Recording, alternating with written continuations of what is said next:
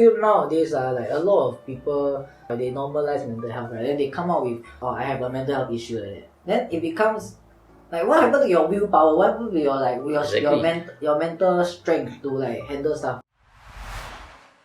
Just say. So for today, I'll be talking about a survey conducted by Today Online, okay, and then talk about the results that they gathered lah. Okay, so this survey was taken by 1,000 respondents, which age about 18 to 35, which all of us happen to fall under. So it was conducted to know more about the mental health of the younger generation now, and what might be the potential problems that they are facing. So one of the results, right, of this survey was that a third of the respondents admitted to have been mentally fragile or struggling in the last 3 months. So what do you guys think about this? What does being mentally fragile even mean though? Don't feel as good, like stress, or I feel. Easily stressed? Easily. Well, can I say something? Is this like a topic about mental health issue? Okay, cause To talk about what is causing stress okay, so or like there's affecting. this survey, right, that is conducted by WHO. So every year they conduct this survey lah. So like 10 years ago like the age group 18 to 24, right, is the most happiest.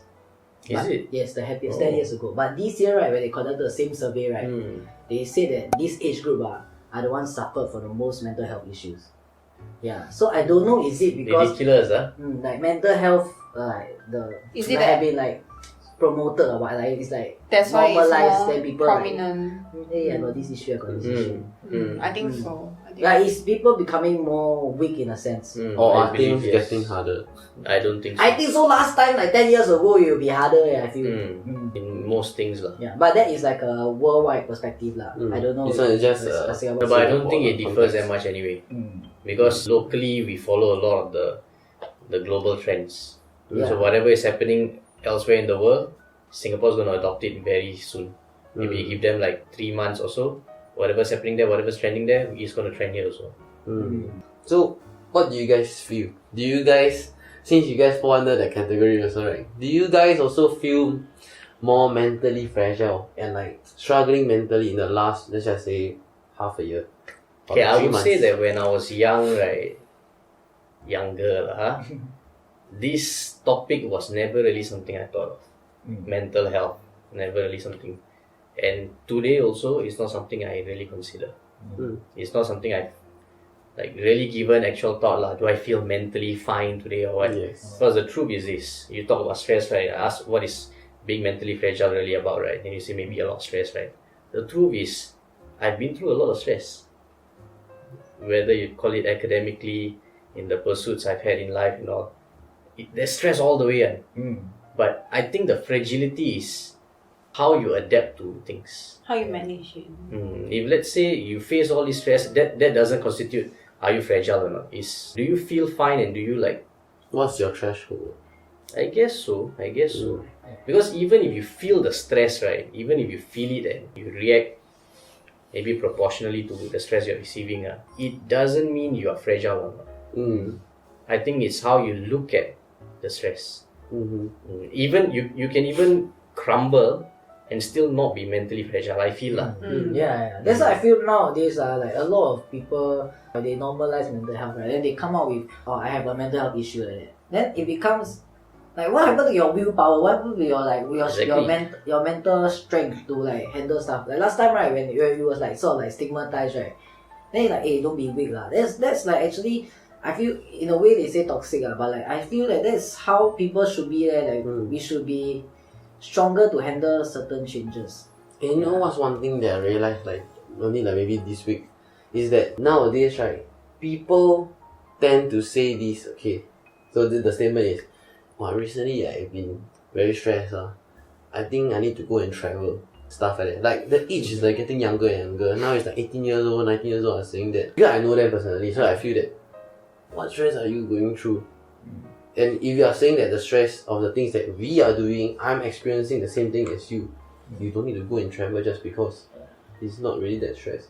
And also they say something, my social battery is low. Then I cannot. You know, A lot of these new terms. Yeah. I'm associating myself with kids, correct? So, I have these two kids, right? One is 11, one is 12 lah. So basically their age is pretty similar. But one, right, is very exposed to the language of mental breakdown.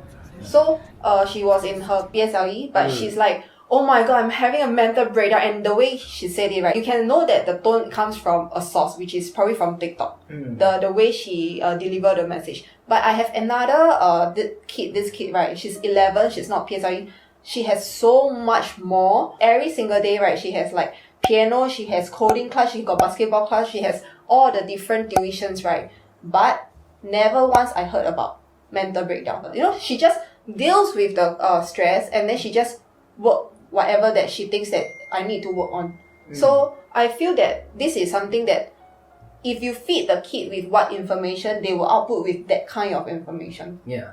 I think like, you know, Joseph Schooling, right, he mentioned this like pressure is all around us, right?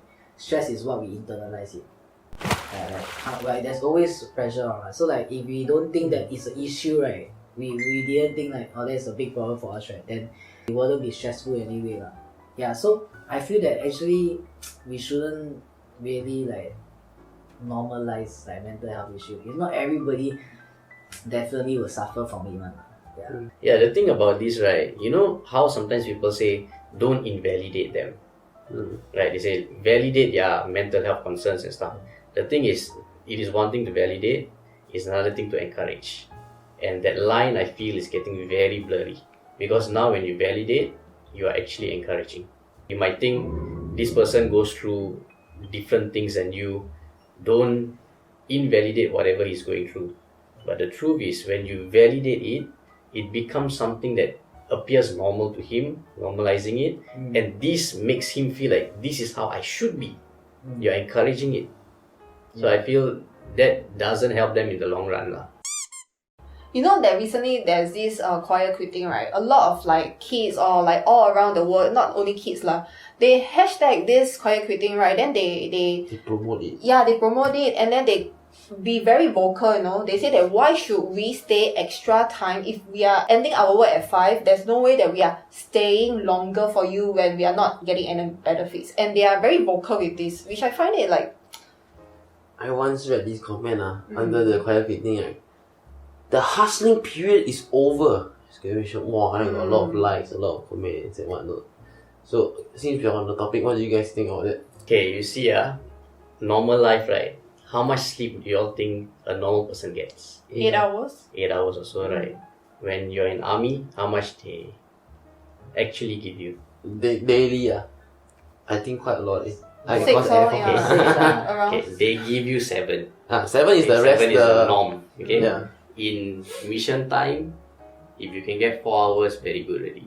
If we have never gone to war, but if you go to war, if you can get 2 hours, it's a luxury already.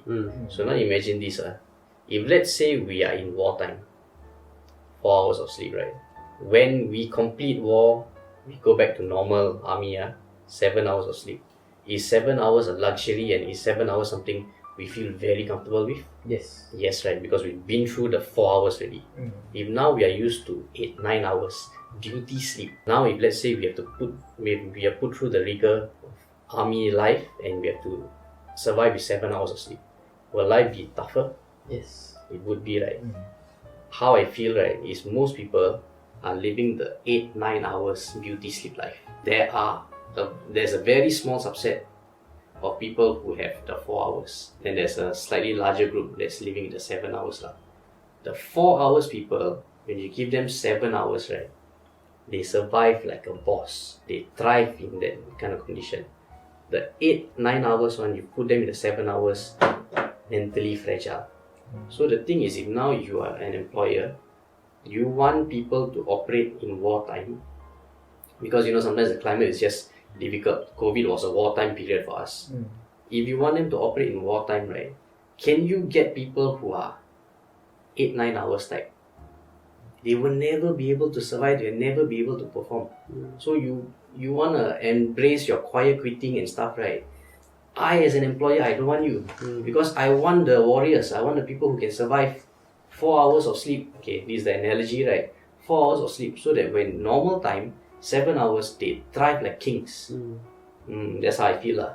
It's not about like slogging the person to like death lah. I feel that like your personal overtime, right, is actually what you want to achieve in life also. Let's say I really want to do well in this job and this is a career path that I want to build for myself, right? Definitely sometimes you have to put more work. Yeah, but definitely the employer will not ask you to stay overtime if there's no work to complete. Yeah. No, I mean sometimes you have dickhead employers, right? They force you to 8 a.m. to 11 p.m. you need to work. Okay, that one, if you realize this is not what I want, because maybe the job scope is basically you're just standing at a counter and selling bread or something. This is not the life I want. There's no skills I'm getting from it. I'm being slogged like a horse. I don't want this life. Fine. You justify it that way. I think it's fine. But if let's say now you are given opportunities, okay, you need to meet these delegates, you need to travel here, you need to do this project, all these kind of things, which are all very stressful, but then you have a lot of growth in all these pursuits, and because of that you feel, no lah, I don't want, I just want to do a simple job, and I don't want to work OT and stuff, right? And you feel that this employer is pushing you, so I don't want to work here. Guess what? Every employer will not want you also. Every good employer lah. Because you don't have what it takes to. Now they want all of that benefits, meeting top clients, getting the good pay, right? But without putting the rigor in it. Because all this, right, comes with it. If you expect that, of course, then there will be some expectation to you, and then you have to work a certain way to get there. I feel that people are not getting this. They feel employers need to get with the times, because in today's environment, a lot of people want to work remotely and stuff, and these are things that employers need to just suck it up and accept. I feel if I'm the employer and you want to work remotely and the scope of my work doesn't really facilitate that, then obviously I won't hire you, right? And you cannot complain if nobody wants to hire you, right? I feel like we are transitioning to weak men. Yes, and then let's just give it maybe 15 years, and then we will go back to tough times first. Then after that, I'm not getting hired. We are approaching tough times. Yeah, we are approaching tough times. Then after that, they were like, no choice, gotta suck it up and do. We'll come back to the phase 1. Yeah, so just suck it up and do. Alright, so what we have been discussing is mostly revolving around work. So going back to the survey, there was a few questions asked lah. Okay, so one of the questions is this: the few main sources of mental health struggles, and the result pointed to these main 5 lah, with the following percentage. I don't know what you guys feel. The first one, cost of living, 52%. Work, 49%. Parents, 27%. Spouse or romantic partner, 20%. At school, at 18%. Okay, so do you guys resonate with the majority and are impacted like the rest, or you feel like there are other potential sources of stress that was not covered? I think those are good areas of concern. I feel especially cost of living. Cost of living, yeah. Because I feel that we are feeling the pinch right now. Yes. Okay, $3 chicken rice, now $5, no. Yeah. And cannot really fault the api who sell also, no low. Yeah. But $13 chai peng, that one. No lah. That one a bit too much lah. That one. Some more you hide the fucking meat in the egg. That one not good. Not ethical. Don't do it. So yeah, what do you guys think? So cost of living first, work second, parents third, spouse fourth, and school fifth. So these 5, right, are the main reasons people are feeling stressed. Okay, and giving them problems. Okay, but like talking about cost of living, right? Like definitely, the cost of living in Singapore have been getting higher and higher like, over the years. But like especially this last 1 year. But the thing is, Singaporean, like our general pay also have been like increasing, right? Not at the same pace, right? Not at the same Not at the pace. same pace. So I think that is why They're feeling the pinch. yeah. So cost of living being the highest, do you guys agree with that? Cost of living, yeah. That is causing out of everything lah, causing you the most stress if it's fair to potential. feel stressed because of that, or I feel.